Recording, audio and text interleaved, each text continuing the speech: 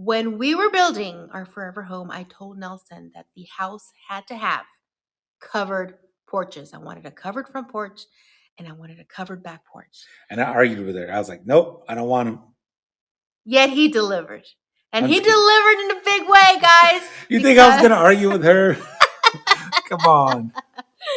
No, the house that we picked it because of the front porches. And this episode is all about those porches that I absolutely had to have.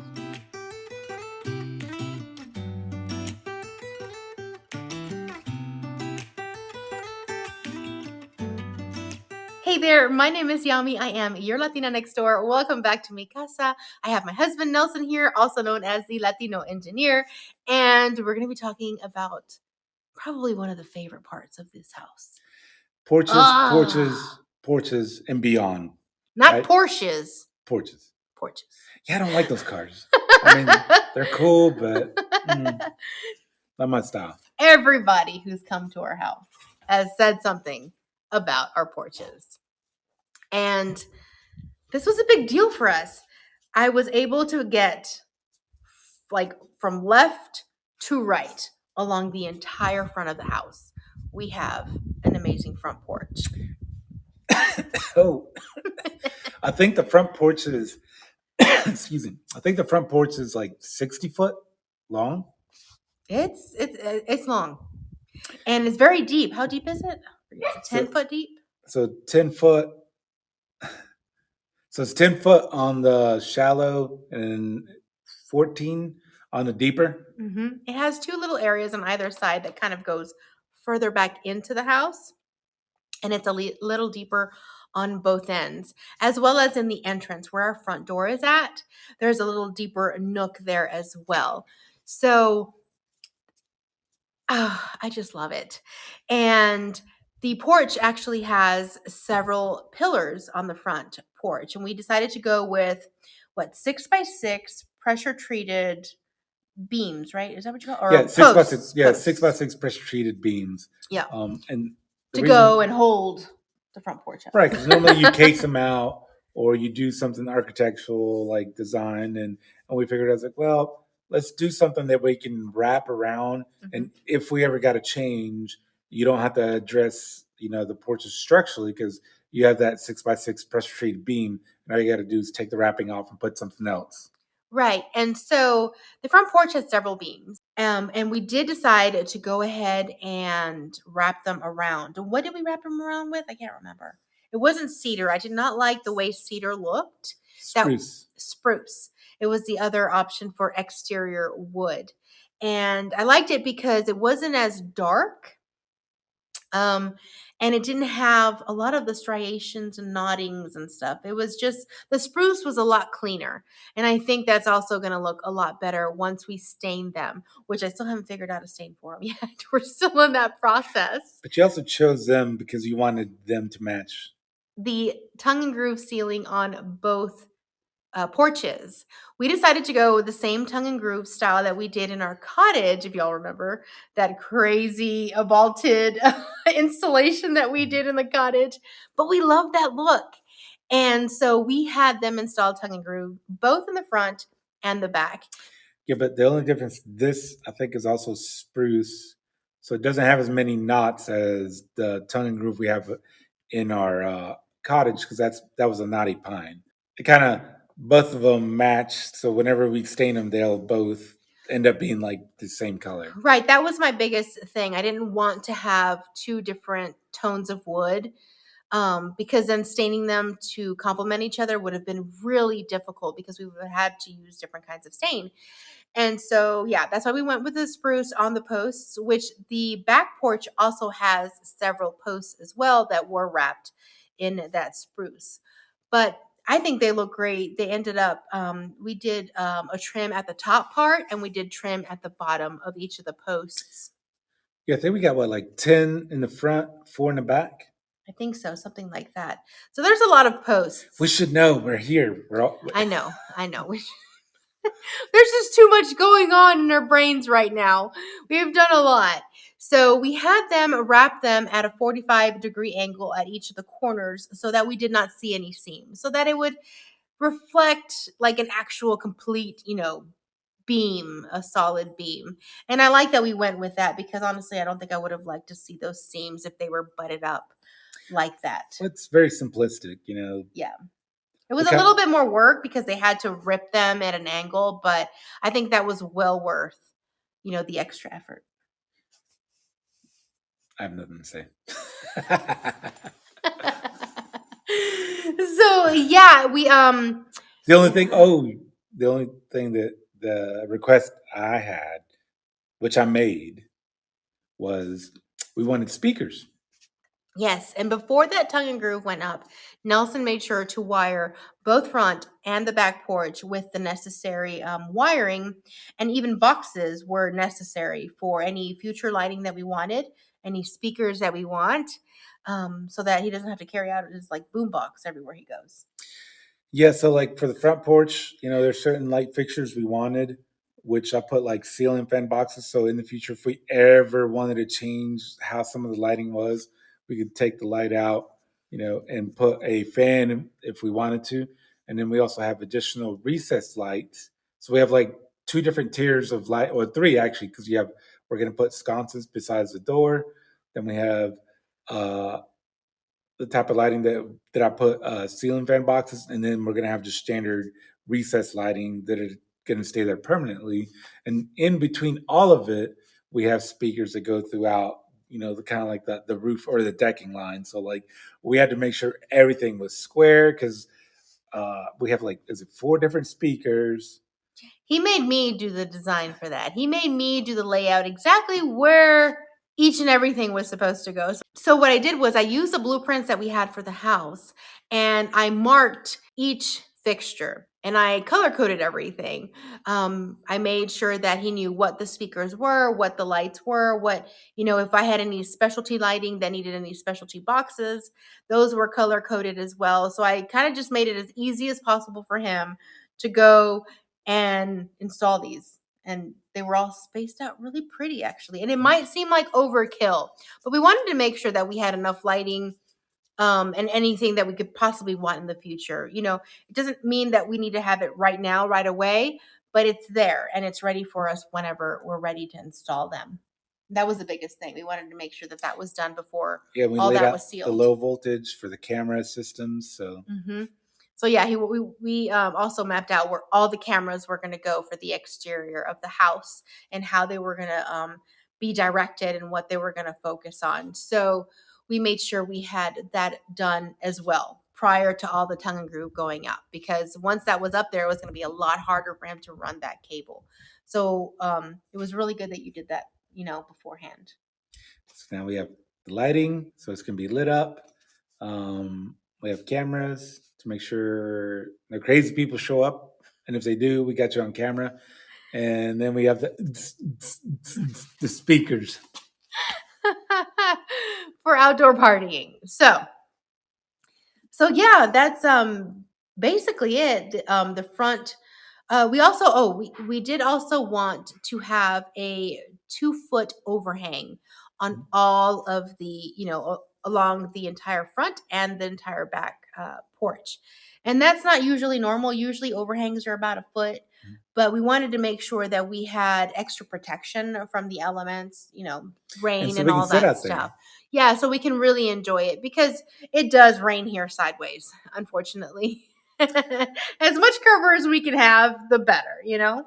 But I will say this, like, uh, it rained really, really hard, during the construction. And we put our chairs just right outside the front door and we were completely dry. It was beautiful just seeing the amount of rain just pouring down. I mean, it was just coming down. We were dry and we're like, wow, look how beautiful it is. And I know. and normally, like our last homes, we had such a little front porch, so you couldn't sit out there and look at the rain. You had to, You get soaked. right. But here we were like, you could feel the breeze. It was raining, dead of summer, and it was beautiful. I mean, who doesn't like to see and hear the rain outdoors? Like, I don't know. I've always loved that. So it's nice that we're gonna get to experience that here. So yeah. we're going to go ahead and share the process of finishing out the front and back porches with you all now.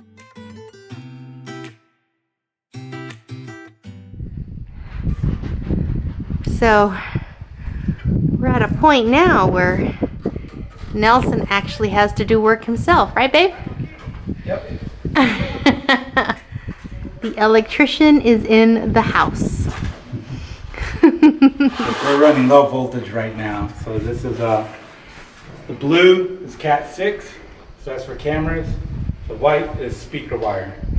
Yeah, we're gonna wire this place up with lights and speakers up in the this ceiling right here in the front porch. So that way when Nelson wants to put his 80s rock, he could just blast it all over like the surrounding part of the house. Yeah, so the goal is to I know there's all sorts of Bluetooth speakers and all that, but like, it's so much cleaner to not have to go charge something, and you just press a button and there you go. And it's everywhere. But and to have different zones, so we could actually have one type of music playing in the front porch and something else in the back porch.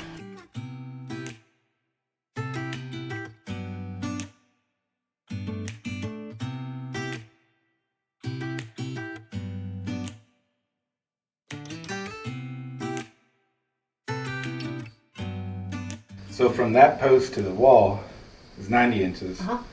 So we're going to go 45. 45 halfway, yeah. Halfway. Yeah, where do we end up with 45? All right, so that's dead center right there.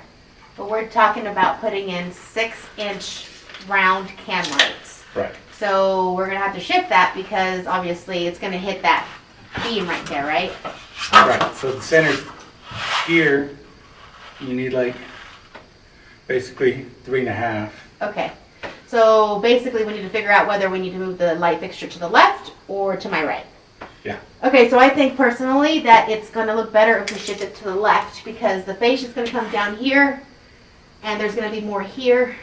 And if we take into account any like distance past the post, it's going to look off center to the right. So why don't we move to the left? So what, add 3 inches to the left and make that the new center? Or no? Yeah. Well, but we have 1 inch to work with on the right. Yeah. So maybe 2 inches to the left. Oh yeah, but that would be right up on it. And that is a problem? Well, the whole saw, I don't want to like nick. You don't want to nick it? Okay. Right, I don't want to nick the All trusses. right, well, let's move it inside, yeah. So you go 3. So that's the new center. All right, so 45 is where? So that's 48 right there. 48.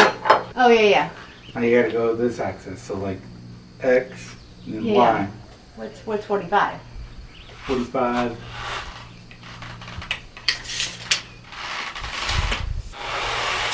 It's basically the same thing. So we have another beam there, huh? Right. Oh, but wait a minute. No, that's not a beam. That's just a support. It's just a bracing.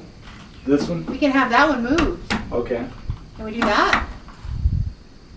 Yeah, because it's going to go here. Yeah, we can move this over. Yeah.